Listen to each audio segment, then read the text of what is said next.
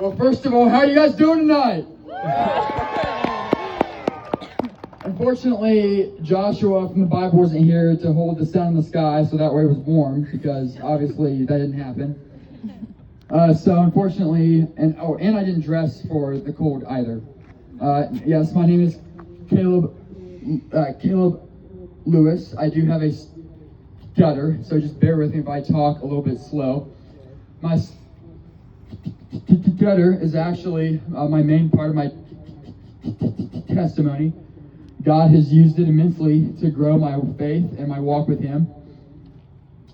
I was raised in a Christian household, so I was familiar with the Bible from a very young age. I think I got saved at 6 or 7 years old. You guys are welcome for that.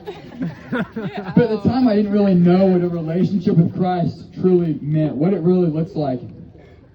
I think the eye-opening experience for me came whenever I went to a school to help me learn how to control my stutter.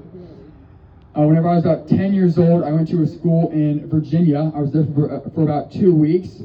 And while I was there, it was every day, and I was trying to learn tools to help me control it. I didn't really see the progress I was making while I was there. But whenever the 2 weeks was over, I was able to, I watched a before and after video of me answering some basic questions. And it blew me away how much more efficiently I could talk. I had become so used to talking with a stutter that it blew me away seeing how much more clearly I could talk. It was the first time I had really witnessed God work a drastic miracle in my life. It allowed me to see that God has far greater plans for my life than I could have possibly imagined. Hold up just a second. Jeremiah 29:11 says, "For I know the plans that I have for you, declares the Lord, plans to prosper you and not to harm you, plans to give you a hope and a future. Then you will call on me, and you will come and pray to me, and I will listen to you. You will seek me and find me when you seek me with all of your heart." So because of that, I've been able to see that God has plans for my life. I was able to really understand what a relationship with Christ truly looks like. It is truly a life-changing experience. And it is an incredible opportunity to witness firsthand the Lord's goodness and His mercy. God has also used my stutter to show me that the Lord works everything out for our good. Romans 12:11-2 says, "Therefore I urge you, brothers and sisters, in view of God's mercy, to offer your bodies as a living sacrifice, holy and pleasing to God. This is your true and proper worship. Do not conform to the pattern of this world, but be transformed by the renewing of your mind. Then you will be able to test and approve what God's will is, His good, pleasing, and perfect will." We are called to present ourselves as a living sacrifice to God. This includes all of us, even the parts of us that are broken. And so after I had given my stutter to God, whenever I wrote my testimony, it allowed God, or it allowed me to be transformed by the renewing of my mind, and be able to test and approve what God's will is. And because of that, whenever I was reading through James earlier this year, I got to the part in James 3 where he talks about how hard it is to control our tongue, that it is impossible to tame the tongue. He says that we as humans have tamed every kind of animal, but we cannot tame the tongue. And so while my stutter was fresh on my mind, it got me thinking about this, and I was like, well, I already have an issue talking. And it allowed me to see that the Holy Spirit has actually used my stutter to help me control my tongue, because I'm the kind of person where I don't have any discipline whatsoever on my own to not say things that are really dumb. But there are some times where I will be saying, in the act of saying something that is dumb, and I all of a sudden have a hard time saying whatever it is, and then I have to think about it, and I realize, this probably wasn't very smart to say in the first place. So then I just stop trying to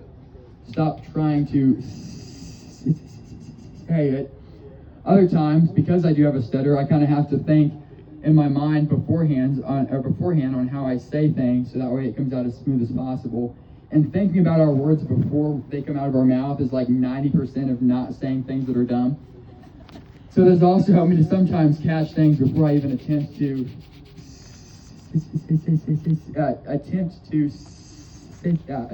say them.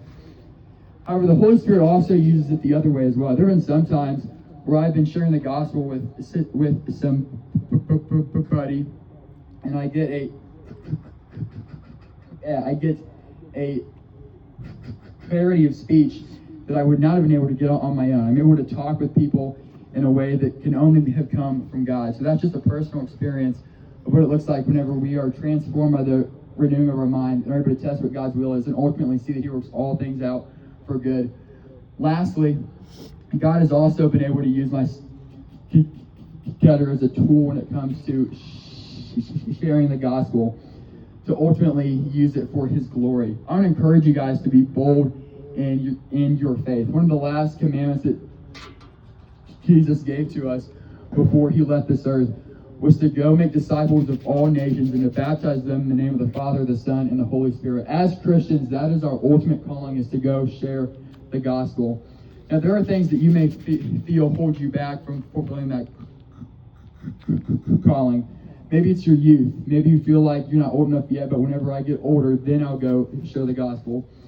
Maybe you feel like you don't have the personality for it, that I'm not really good at talking to people, so I don't really know if I'm able to share the gospel.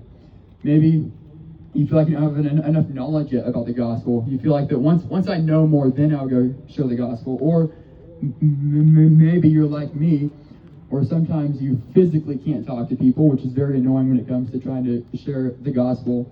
And that's something that I let hold myself back for a very long time when it came to talking with people about my faith. However, Paul also had a weakness that he shares in 2 Corinthians 12. He talks about a thorn in his side. I want you guys, he says that he prays multiple times. I want you guys to listen to God's response to his prayer and then Paul's response to that. In 2 Corinthians 12, verse 9, it says, "But he said to me, my grace is sufficient for you, for my power is made perfect in weakness. Therefore," this is Paul speaking now, "I will boast all the more gladly about my weaknesses, so that Christ's power may rest on me." Whenever God uses us in spite of our weaknesses, His power is made perfect because of it. So whatever it is about you that you feel might be a weakness, present that to God as a living sacrifice and let Him use you in spite of it, because whenever He does, it is ultimately a testament to His power. Whenever God uses us in spite of our weaknesses, and the fact that He is willing to and able to, it is a testament to God's love and His mercy, His goodness, and His power that He is willing to use us. So instead of being ashamed of our weaknesses, boast in them. For example, God is tonight using a guy with a stutter who honestly should be horrified of talking in front of people. How loving and good and powerful is our God.